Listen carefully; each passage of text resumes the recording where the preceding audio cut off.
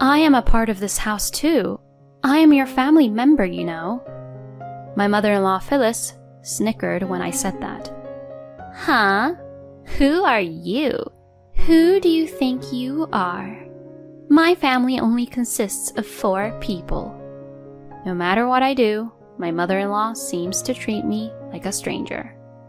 I ran out of patience and decided to go back to my parents' house. When my parents heard what I had to say, they were furious. "I will have a nice chat with them." But I calmly replied to my parents, "Don't worry, I've already got my revenge from them. My name is Brianna. I'm 34 years old and I work from home. I recently got married to a man named Todd. We met at a matchmaking party held by my friend. Working from home, I rarely met anyone, and my friend, who was worried about that, set up the matchmaking party for me. All my life, I have been devoted to my studies, and my love life was secondary.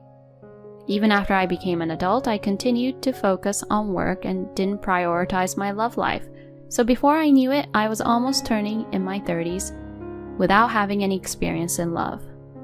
Then, I met Todd at the matchmaking party I attended. He was very bright, and he stood out at the party.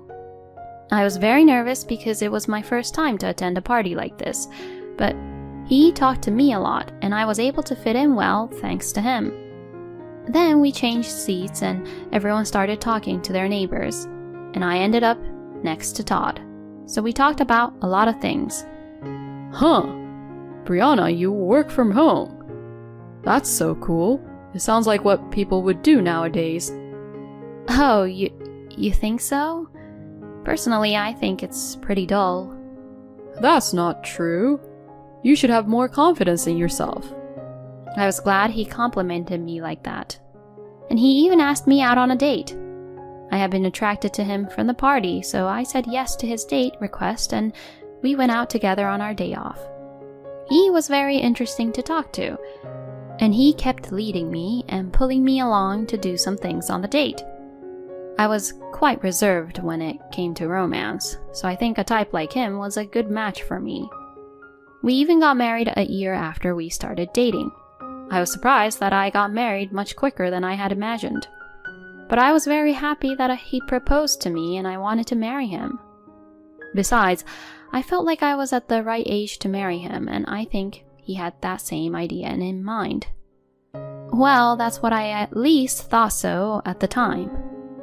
Then we greeted each other's parents. There I met my in-laws for the first time. "Hi, it's nice to meet you. I'm Brianna." "Hi, nice to meet you. We are Todd's parents. Thank you for marrying such a boy like him." "Hey, Mom, what do you mean?" "Oh, you're right. I used the wrong word. Thank you for marrying such a guy like him." "What? That didn't change anything." I was so amused by the exchange between him and his mother that I let out a laugh. At first, I was nervous about the wedding greeting, but thanks to his mother, I felt relaxed. From then on, the wedding greeting proceeded in a pleasant atmosphere from start to finish. "Brianna, I'm looking forward to being your family for a long time." "Yes, me too. Thank you very much." After that, the meeting between the two families was successfully completed, and Todd and I had a nice ceremony. All my friends attended the ceremony and congratulated me greatly for my marriage. I was very satisfied that the wedding ceremony was done exactly as I wanted it to be. After the wedding, my husband and I went on our honeymoon. It was my first time to go abroad, and I was very impressed by how wonderful it was. It was to Maldives, and it was a valuable experience for me as I had never left the US before. I would like to travel abroad regularly in the future, is what I thought to myself. Then my husband and I returned back to the US. Our joyful newlywed life was about to begin. I excitedly got off at the airport. Then my husband said this to me. "Actually, I have already prepared a room for us to live together." "Oh, really?" "Yeah, I've already moved my stuff, so all I have to do is move Brianna's stuff." Why don't we pack up and move in together now? Yeah, I will. I was surprised, not knowing that my husband had done that as a surprise. But I was very happy that he was thinking like that to make our newlywed life better together. Then my husband helped me pack my belongings. As expected, it was difficult to finish packing in one day, so we divided it into 2 or 3 days and packed little by little. We decided that if we were going to spend a few days, we should call a moving company, so I had my necessary belongings loaded onto a truck and my husband and I drove to the new house. I was excited to get in the car with my husband, but I felt a certain discomfort on the way. The roads around here do look familiar. I remember there's a supermarket here, and I think I have been here once. My husband entered a residential area, and it was at this point that I finally realized where we were headed. Hey, could this new house be... When I asked him that, he turned the wheel and said, My parents' house, of course. What? I said so, feeling really surprised. Wait a minute. You mean we're going to live with my mother-in-law and father-in-law? Yes, that's right. What? I didn't hear anything about this. Well, that's because it's a surprise. What the heck? I'm not at all happy about that surprise. As I was turning pale, my husband saw my facial expression and became grumpy. What? You don't want to live with my parents? No, that's not it, but I just wanted you to discuss such an important matter naturally to me, instead of keeping quiet about it. But if I do that, then it wouldn't be a good surprise. And that's why I said there's no need to make it a surprise. I was a little irritated that my husband, who couldn't understand my feelings and my tone, became a little colder. My husband became even grumpy and said angrily, What's with that attitude? You're the one who married me and married into my family. What your husband says is absolute. Don't be selfish and just do what I say. I was so surprised at the change in my husband's attitude that I froze.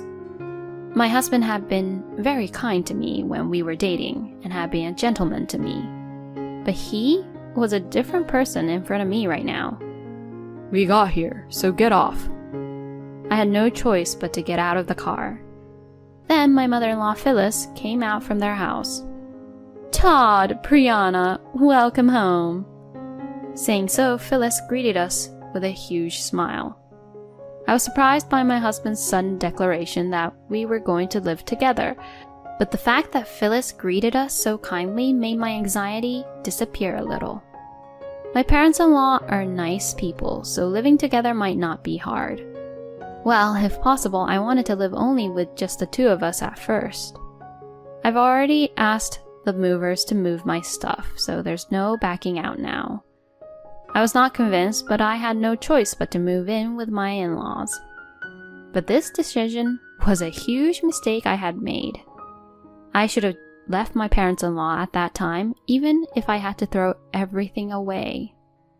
I went to my in-laws' house with a lot of anxiety. On the first day, my in-laws treated me kindly, and I felt a little calmer. However, I felt a little distrustful towards my husband. I wondered if that overbearing attitude of Todd was his true nature. At dinner that night, my husband was in a good mood after having his favorite food delivered to his house, so I did not know if it was his true nature or not. But the next day, I would soon regret coming to this house. When I woke up in the morning and went to the living room, Phyllis had a scary look on her face. Good morning. I thought she might be angry, so I greeted her quietly. But Phyllis did not respond back and ordered me to make breakfast as soon as possible. When I was being stunned, Phyllis looked annoyed and yelled at me. Why are you just standing there? Get moving! Prepare breakfast! I had no choice but to stand in the kitchen after being yelled at like that. But I didn't know where the cooking utensils and seasonings were, and I didn't want to be asked to cook a meal for the family all of a sudden. As I fumbled around, Phyllis let out a deep sigh. Oh no, you can't do any housework at all, can you? You are useless as a wife. I don't know why she'd say that to me. Then Phyllis glared at me. What's with that face? Huh? You're making a face like you're trying to go against me. Oh, no. You're a cocky wife, you know. You've married into this family and you have to do as we tell you to do. I was completely speechless. Phyllis was making the same comments as what Todd had said yesterday. Perhaps the true nature of the people in this house is the same for everyone and they intend to treat the wife as slaves. As I was preparing breakfast with this thought in mind, my husband and father-in-law, Dan, woke up. My father-in-law said one word. Coffee. As I was concentrating on preparing breakfast, I heard Dan's angry voice. Hey, you! I said coffee. Can you not hear well? Dan apparently said that one word coffee to tell me to prepare coffee. I was surprised, but quickly prepared the coffee. My goodness, what a useless wife you are. I guess you haven't done any housework in your life, have you? Dan sipped his coffee while saying such a thing. I realized that not a single person in this house was on my side. And for the rest of the day, my in-laws were always trying to bully me. You're the housewife, so it's natural that you have to do all the housework. It's only natural, since Todd is the one who feeds for you. My in-laws would say things like that. I explained many times that I work from home, but they would not listen to me. My husband's goal seemed to be to take me to my in-laws and use me as their housekeeper, and they didn't even feel guilty at what they were doing to me. You better listen to my mother and father. If I hadn't married you, no one would have taken you in as a wife. My husband would often verbally abuse me like that, and every single time I heard him say those things, I got depressed. When I didn't rebel and did as they said, my in-laws got more and more out of line and stopped treating me like a person. First of all, they stopped calling me by name and only said, "Hey, you!" Then they started to use words to denigrate my personality on a daily basis. My in-laws kept saying, "You parasite." And before I knew it, my husband started calling me a parasite too. I wanted to leave this house, but I knew that if I just ran away, I would end up not being able to have a chance to get back at them. My in-laws would probably go around telling my neighbors and relatives that I was a terrible wife and made me look bad. I cannot allow that to happen. I was actually looking for an opportunity to revenge on my in-laws. That's why I've been going through these hardships. In the midst of all this, something happened that was indeed unbearable for me. It happened one day. My husband unusually asked me to make a reservation at a fancy restaurant. Normally, I would think this was just an order, but it was almost my husband and I's wedding anniversary. I was surprised because I didn't think my husband would remember our anniversary. I was just a little bit happy and tried to call and make a reservation. But when I tried to make a reservation for 2, Phyllis suddenly snatched the phone away from me. "Please make a reservation for 4 people." She then hung up the phone. "What are you doing?" I said as I asked her to give me the phone back. Phyllis replies, "You made a reservation for 2 people. Are you an idiot?" But my husband and I were celebrating our wedding anniversary that day. When I said that much, Phyllis interrupted me and said, "What? What are you talking about?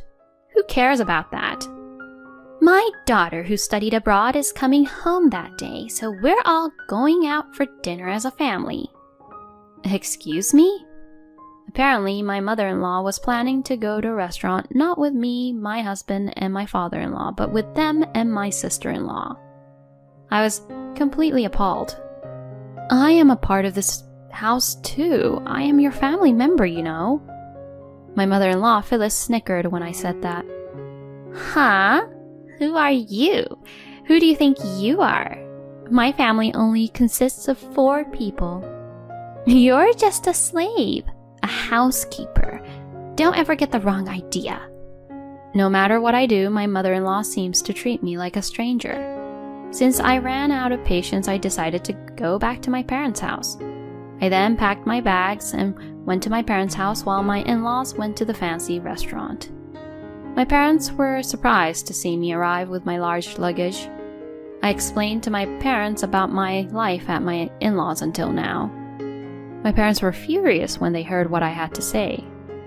I'll have a chat with them. But I calmly replied to my parents, "Don't worry, I've already taken my revenge." What? My parents both looked confused.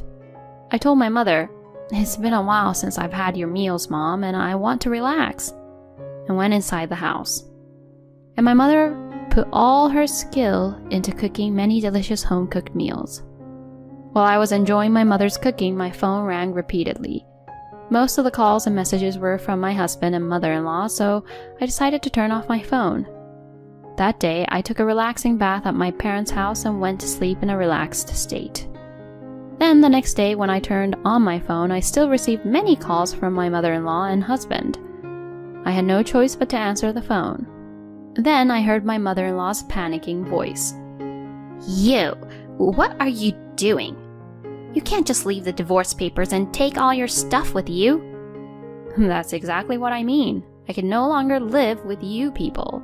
I can't stand your bullying anymore." As I said this, I heard my husband's voice. Apparently, the phone was on speaker. You've got to be kidding me. I won't allow you to divorce me. I mean, come home right now and do the housework, you parasite. Todd spits out his words. I really don't know how I can deal with these people anymore. Because you keep on behaving like that, that's why I don't want to live with you all anymore. What? Hey, you better be joking. A wife is supposed to do whatever her husband and his family says. If you don't understand that, you're not qualified to be a wife. I struggled to hold back my laughter at my husband, who was getting himself into more and more trouble. Why don't you just leave it at that already? Huh? What do you mean? Did you really think that I haven't done anything for about the last 6 months or so? I kept a notebook of all the times you people have abused and bullied me, and I recorded every horrible word you said to me. I even recorded what you said on the phone just now. What the? How dare you?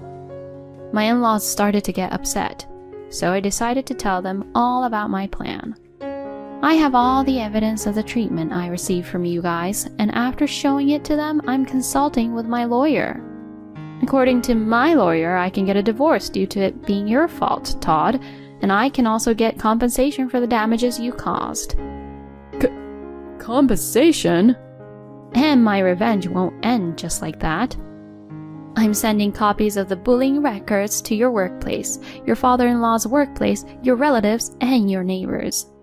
And a certified letter to your workplace. When I said this, my in-laws fell silent. Oh no. I heard my husband's voice, which sounded like a squeezed, fading voice. And I finally said, "Oh, and you keep calling me a parasite and talking about other people, but I do work from home and I make a lot more money than your son. I know you people don't understand that because you think I'm just a housewife just because I'm home. If you think I'm lying, why don't you ask your idiot son? Either way, I'm definitely getting a divorce anyway, and I'm getting compensation. Well, that's all from me, so don't call me anymore. If you call again, I'll call the police." I said that to them over the phone. My in-laws became quiet at once, so I hung up the phone and blocked their numbers from my phone. After that, as expected, my in-laws got a lot of criticisms from people around them. Both Dan and my husband are getting cold shoulder from people at work. Furthermore, the relatives cursed at them, saying, "You are a disgrace to your relatives," and "Don't even come to your relatives' gatherings." As for Phyllis, she became mentally ill and became a shut-in because her neighbors stopped hanging out with her. On the other hand, I successfully got a divorce from my husband and also got compensation.